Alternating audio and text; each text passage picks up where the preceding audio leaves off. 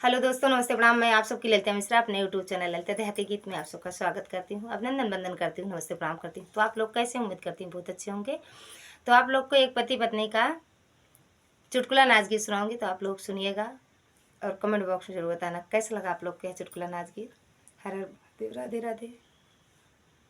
कुल काम वास जनवनी पिटाई के जया, कुल काम वास जनवनी पिटाई के जया, मोर बलमुआ हो मोर सजनवा हो, गेहुआ बोआई के जया, मोर बलमुआ हो मोर सजनवा हो, गेहुआ बोआई के जया।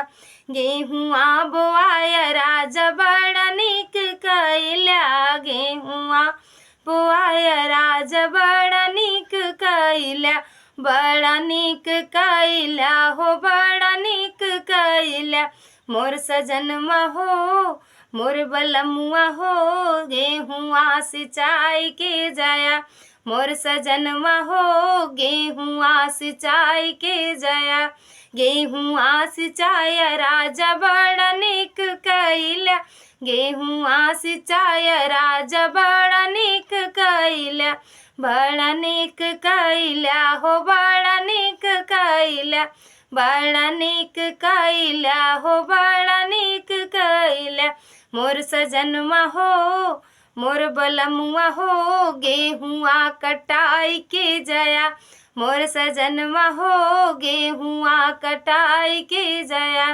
गेहुआ कटाया राजा बड़ा निक कैला, गेहुआ कटाया राजा बड़ा निक कैला, बड़ा निक कैला हो बड़ा निक कैला, मोर बलमुआ हो मोर सजनवा हो, गेहुआ पिसाई के जया, मोर सजनवा हो गेहुआ पिसाई के जया।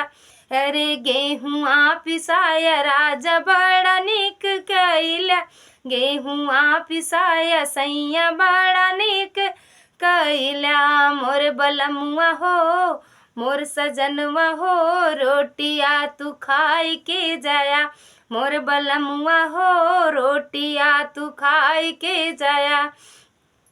अरे रोटिया तू खाया राजा बड़ा निक कैला, रोटिया तू खाया सैया बड़ा निक कैला, बड़ा निक कैला हो बड़ा निक कैला, बड़ा निक कैला हो बड़ा निक कैला, मोर सजनवा हो मोर बलमुआ हो, लड़का खिलाई के जया, मोर सजनवा हो मोर बलमुआ हो, लड़का खिलाई के जया, मोर बलमुआ हो मोर सजनवा हो।